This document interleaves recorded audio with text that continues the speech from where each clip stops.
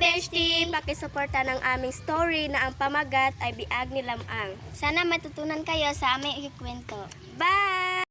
Sa lambak na nalbuan sa baybayin ng ilog na Gilian sa La Union ay may nakatirang mag-asawa na kilala sa pangalan na Don Juan at Namungan. Mag-ingat ka, mahal ko. Bumalik ka kaagad. Uuwi ako kaagad, mahal ko. Hintayin mo ako. Nang malapit ng magsilang ng sanggol si Namungan, nilusob ng tribo ng mga igurot ang nayon at pinatay ang maraming tauhan ni Don Juan. Sa sobrang galit ni Don Juan, nilusob niya ang mga igurot upang ipaghiganti ang kanyang mga tauhan. Para sa ating nayon. Tarangkahan natin sila. Ganti natin ito. Ngunit hindi na nakabalik si Don Juan sa kanyang nayon. Wala na si Don Juan. Pinugutan na siya ng ulo. Samantala, isinilang Namungan ang kanyang anak. Ang sanggol ay nagsasalita agad at siya na ang pumili ng kanyang pangalan at ito nga ay Lamang. Siya na rin ang pumili ng kanyang magiging mga ninong. Ano ang iyong pangalan? Lamang! Sa gulang na 9 buwan pa lamang ay malakas, matipuno at malaking lalaki na siya. Bato, malakas ako. Kasama niya sa pagtungo ng mga igurot ang isang mahiwagang tandang o tilaok. Mag-ingat ka, Lamang.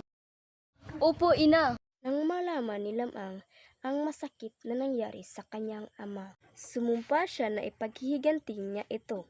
Pinugutan ng ulo ang iyong ama. Haist! Bakit namatay si ama? Ayaw mang payagan ng kanyang ina na hanapin ang bangkay ng kanyang ama, ay nagpumilit pa rin si Lamang na makaalis. Sige na, ina. Payagan mo na ako. Sige, mag-ingat ka. Sa tulong ng kanyang talisman, ay madali niyang nalakbay ang kabundukan at kaparangan. Nagpatuloy si Lamang sa paglalakbay at narating ang puok ng mga igurot. Nakita niya si Don Juan na nasa sakurang isang haliging kawayan. Sa sobrang pagod ni Lamang, siya ay nakatulog. Panaginipan niya na ang mga igurot na pumatay sa kanyang ama. Hinamon ni Lamang ang mga igurot. Pinauwi ng mga igurot si Lamang upang huwag siyang matulad sa ginagawa nila kay Don Juan. Sinigaw ng ubos lakas si Lamang at nayanig ang mga kabundukan. Ang tinig niyang naghamon ay narinig ng marami, kaya't dumating ang maraming igurot at pinaulanan si Lamang ng kanilang mga sibat. Hindi man lamang nasugatan si Lamang. Hindi pwedeng mamatay si ama!